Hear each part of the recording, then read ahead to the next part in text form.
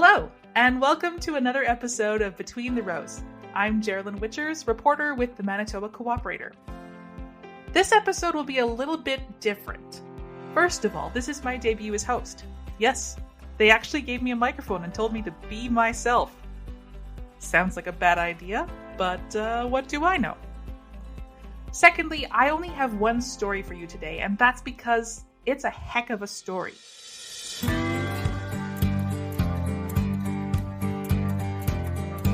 Remember when Notre Dame Cathedral burned? Good evening. It is one of the most famous buildings in the world. It has stood on the banks of the River Seine for more than 800 years. Tonight, Notre Dame Cathedral in Paris is completely engulfed by fire. At the time, I was an intern at the Winnipeg Free Press. I and the reporters at the desks around me had our eyes glued to live streams of the blaze. We watched the iconic spire fall and thought, isn't someone gonna save it? Notre Dame took 200 years to build. It's one of the greatest treasures of medieval architecture. Tonight, it lies in ruins.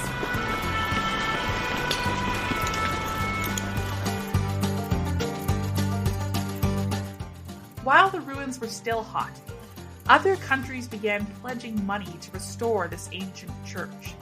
Because, for some reason, halfway around the world, we felt a connection to this beautiful historic building. Even though some of us, me, had never been to France. It was a symbol. Notre Dame meant Paris. On the Canadian Prairies, society, at least settler society, is comparatively young. I think we have a few cathedrals, though I couldn't name one. Instead, a very different sort of building means prairie.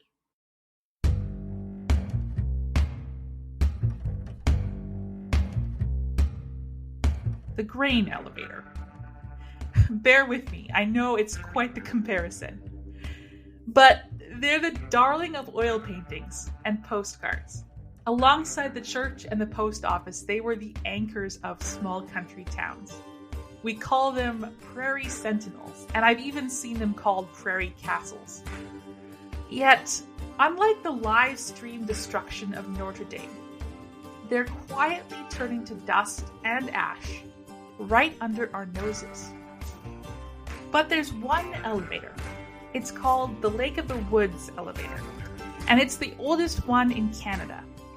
I'm here to tell you the story of that elevator, the effort to preserve it, and how it went terribly wrong. But first, a word from our sponsors. Maybe you had an idea about upgrading your operation. Maybe about finally getting that renovation done or buying some new equipment. Or maybe you're thinking about how you can be a bit more financially secure from season to season. Get some help making it happen by speaking with an RBC Agriculture Account Manager. Then, set up an investment plan to make even more of your ideas happen. Visit rbc.com/chartyourcourse and get started today.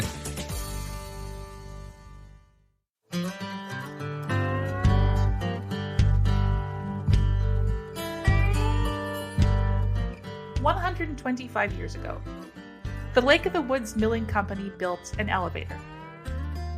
It had the capacity of 25,000 bushels. Imagine that today. It gathered grain hauled by horse and wagon from the farms around Elva in southwestern Manitoba. But as farming technology progressed, the elevator was left behind. It was decommissioned, it wasn't maintained, the foundation began to rot, and the elevator tilted to one side. It had become a safety hazard.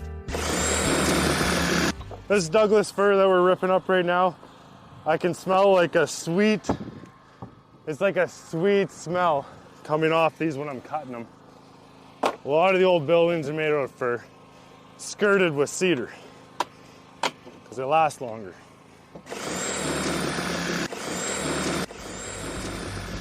That's Troy Angus. He bought the elevator in a last-ditch effort to save it, albeit in a very different form. he has a plan, and I think it's a really good one, to disassemble the elevator and recover as many of its parts to be reused as possible. That's Gordon Goldsborough, historian, sort of. Well, he was going to recover all of the parts that he could and put them to new uses. So even if the building itself was gone, I think it was kind of nice to think that it would live on in people's homes. You know, like he's selling, for example, some of the decorative metal cladding that was on the elevator. And, people can have that. It's sort of like an accent wall or something in your house. Gordon Goldsborough moonlights as president of the Manitoba Historical Society. But by day, he's a wetlands biologist with interests such as ecology, ecophysiology, and exotoxicology of ecology, ecophysiology, and exotoxicology of I'm very good at integral and differential calculus. I know the scientific names of beings, animalculous, and shortened matters, vegetable, animal, and mineral. And also aquatic paleoecology via stratigraphic analysis of diatom, microfossils, and plant pigments in sediment cores. I think you get it. He's a capital N nerd. But when it comes to grain elevators, he's the expert. Because for 7 years, he's been writing their obituaries. Gordon wrote a column for the Manitoba Co-operator titled This Old Elevator. He's written hundreds of these stories, so it only seemed right to ask him where the Elva elevator came from and how it ended up this way. I want to back up a little bit to talk about the elevator itself and what we know about it. Do we actually know if it was the oldest one, et cetera, et cetera? Exactly. Well, for a while, it wasn't altogether clear. There were various statements that it might be the oldest one in Manitoba, but the records, well, initially they weren't there. We suspected it was old because of the style of the elevator. It's similar to other ones of that sort of vintage.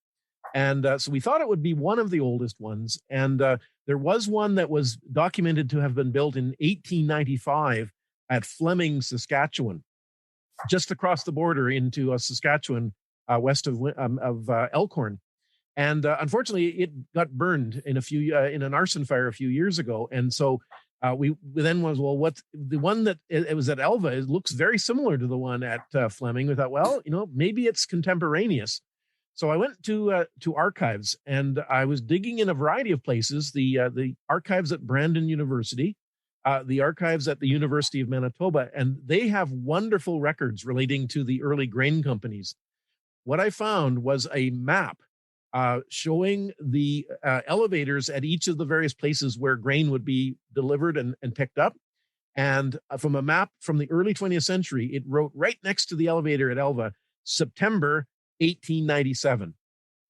And then I subsequently found of some other records that looked at the elevators that the company that built it, the Lake of the Woods Milling Company, when it was sold, the records that it provided to the company that had bought it had other records about the various elevators that they had bought. And then there was also a statement there that said that this elevator was built in 1897. So I was pretty confident in saying that, in fact, the elevator did date from 1897. The question then was, is it the oldest one in Manitoba? So I did the same sort of research for other older elevators, and I put together sort of a top 10 list.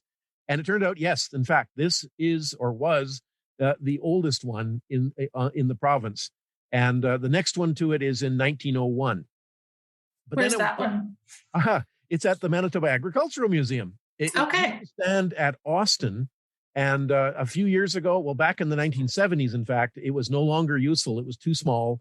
And so the company that owned it at the time, that was Manitoba Pool, donated it to the museum. And then they moved it over to the museum and restored it. So it's in remarkably good condition. Unlike the one at Elva that was bound to be coming down any time, the one at the museum it's going to be around here for the long haul. It's in really good shape.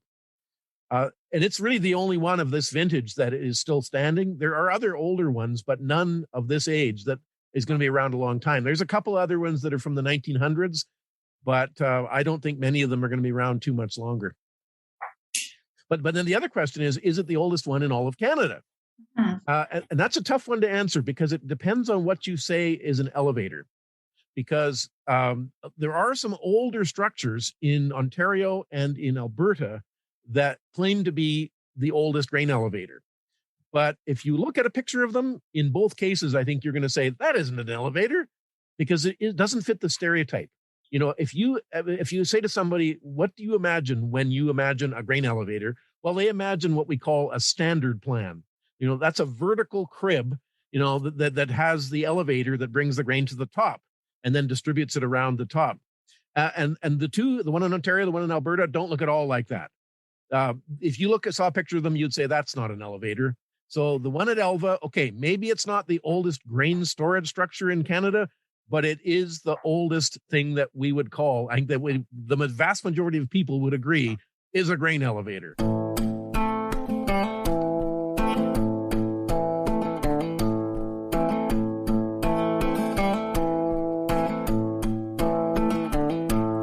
The elevator office proved a time capsule of antique trash. Which is the main goal for the day. Find the treasure after the roof's off. Step 1, take the tin off. Step 2, take the wood off. Step 3, find the treasure.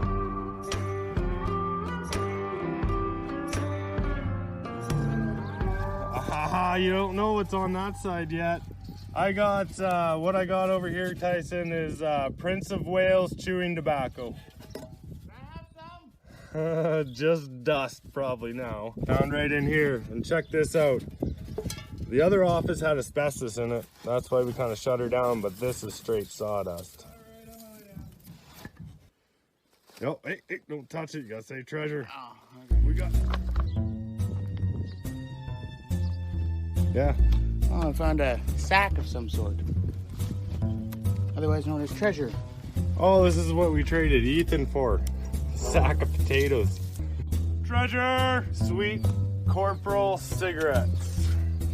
And Royal Field coffee. Mint condition.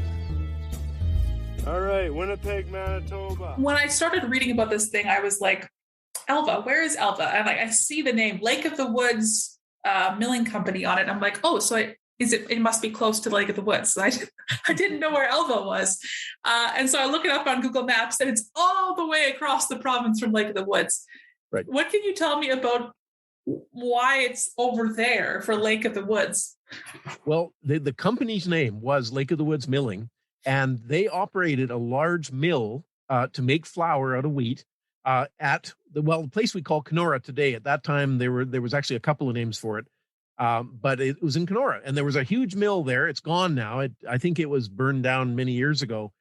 But the company, in addition to operating that mill at Kenora, had elevators all across the prairies. And so the idea was they would buy the grain on the prairies and then ship it to that mill in Kenora to be milled into flour. So that's why the company was called Lake of the Woods Milling, because it, in fact, did have a mill at Lake of the Woods.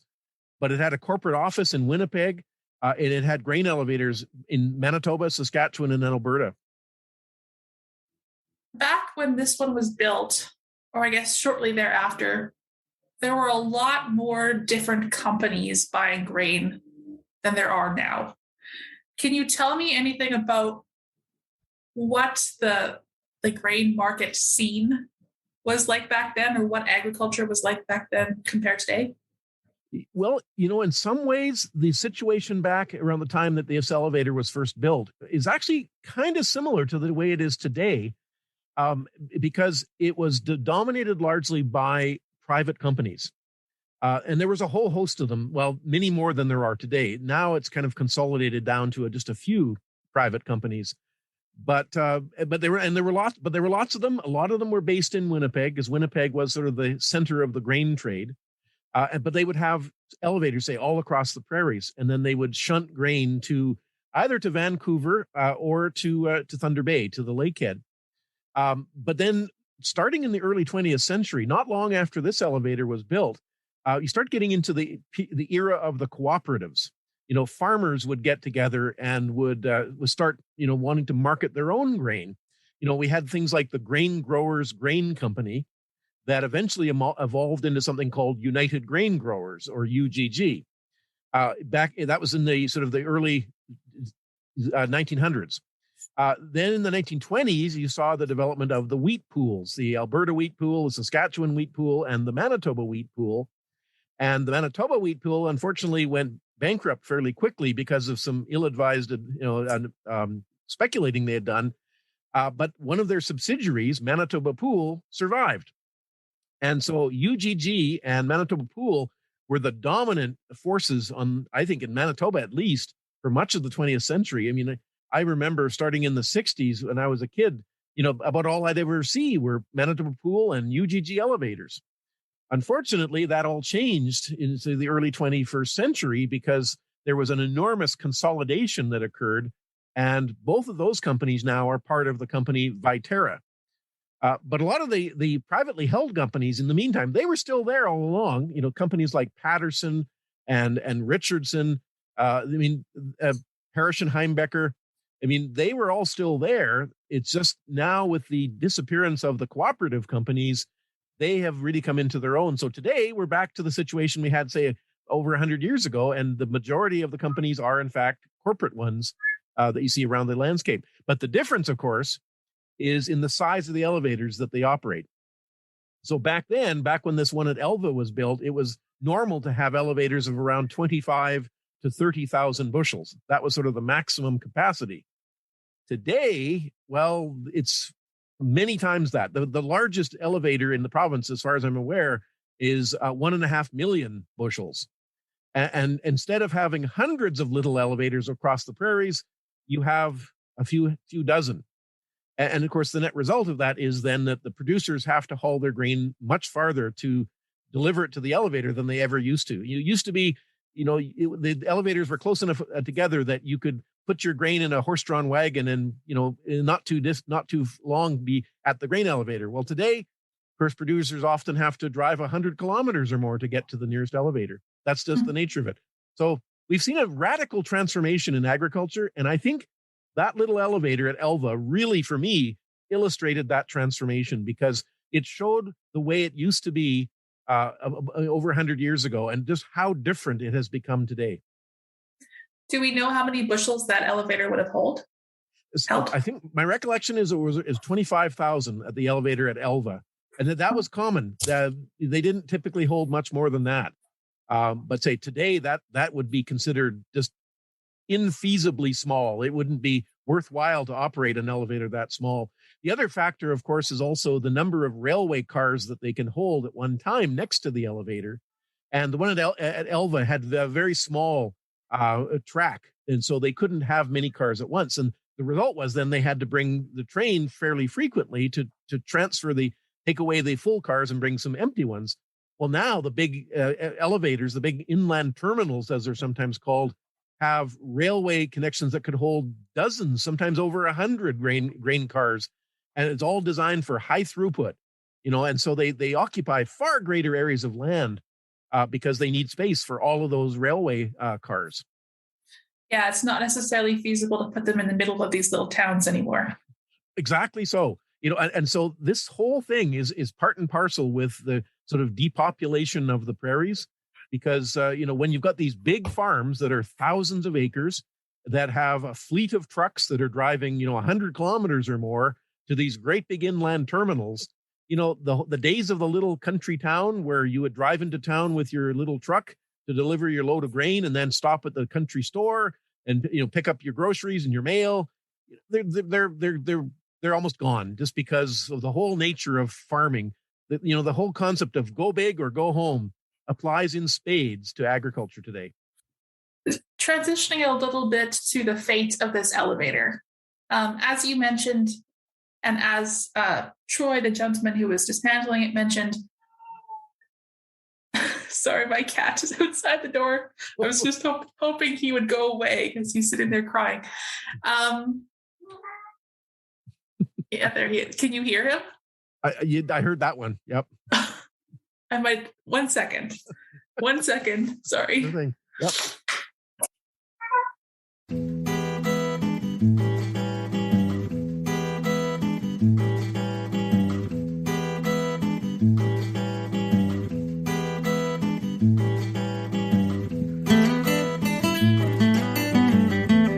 What I wanted to know was, if the Lake of the Woods elevator represented so much history, why was it allowed to rot?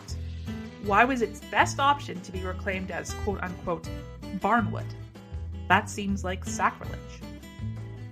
Okay, so as I was trying to say, we're talking about the fate of this elevator a little bit. And as you mentioned, and as Troy mentioned, it wasn't in a condition anymore where it could have been restored.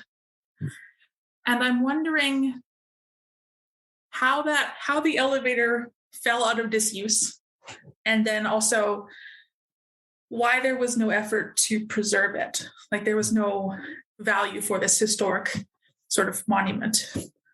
Right. Well, I think part of the rationale for not restoring it was that it was just too small and there were better facilities nearby. In fact, within eyesight of the elevator at Elva, there is a massive concrete terminal.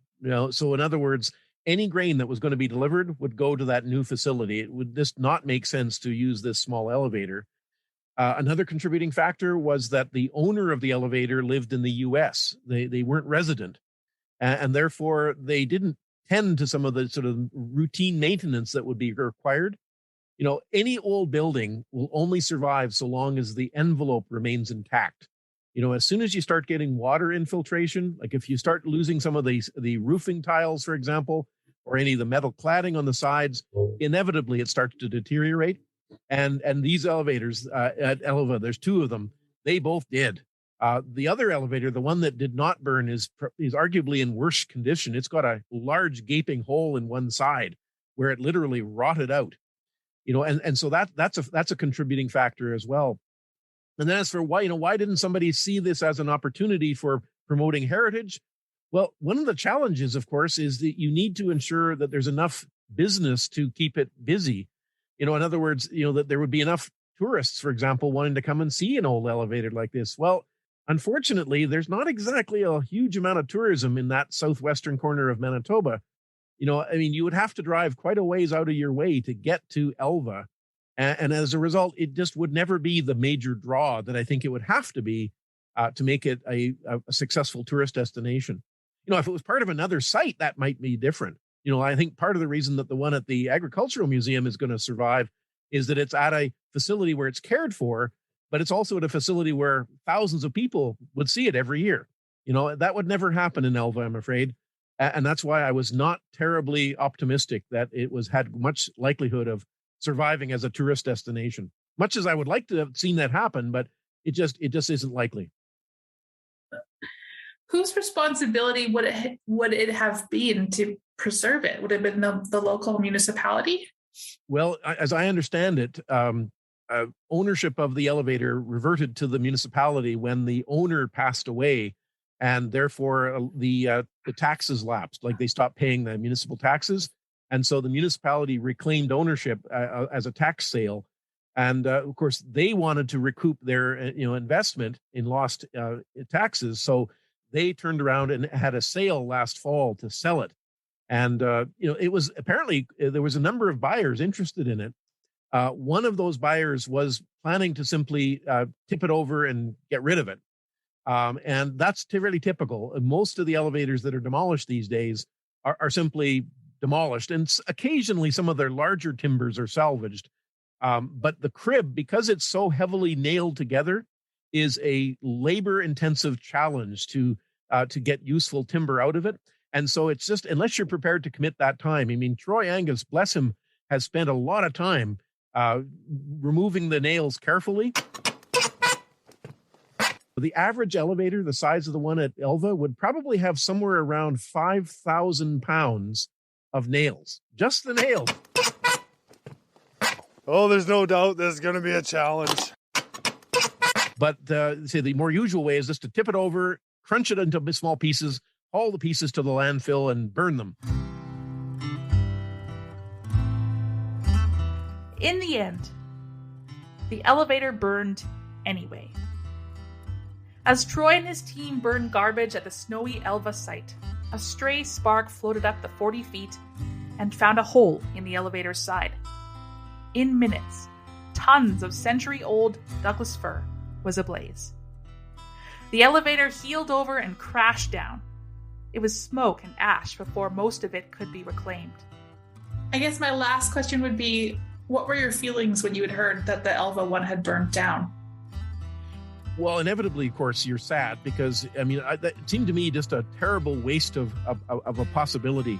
You know, Troy was so good at doing what he was doing to recover those materials. I mean, I'd already made my peace with the fact that the elevator was going to be gone. I mean, much as it would make me sad to think that the oldest elevator in Canada was gone, at least I could have been happy to know that it was going to live on in many, many places across Canada. Well, and in some degree, it will still do that because he did manage to salvage quite a bit. Troy tells me that he has sold the tin panels that actually still say Lake of the Woods Milling on them. And I'm told that it was to somebody who has a place in Lake of the Woods.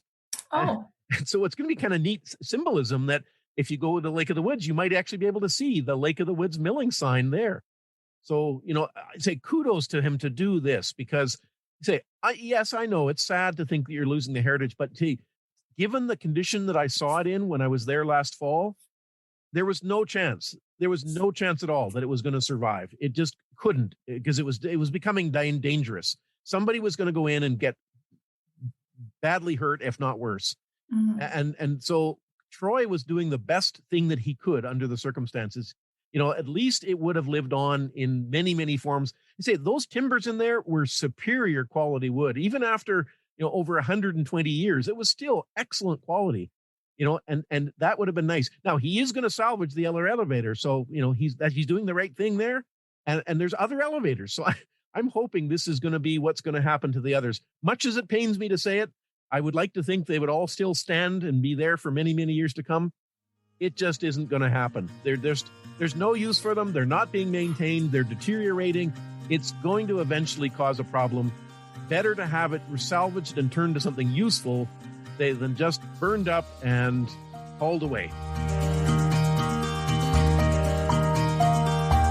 For those of you who aren't history buffs, well, I'm not sure why you're even listening anymore, but if you are, you may be asking, why does it matter if we preserve the past? Old buildings fall down. Here's what comes to mind. And remember, I'm just a journalist, not a philosopher or a motivational speaker. But this world is a little bit scary right now.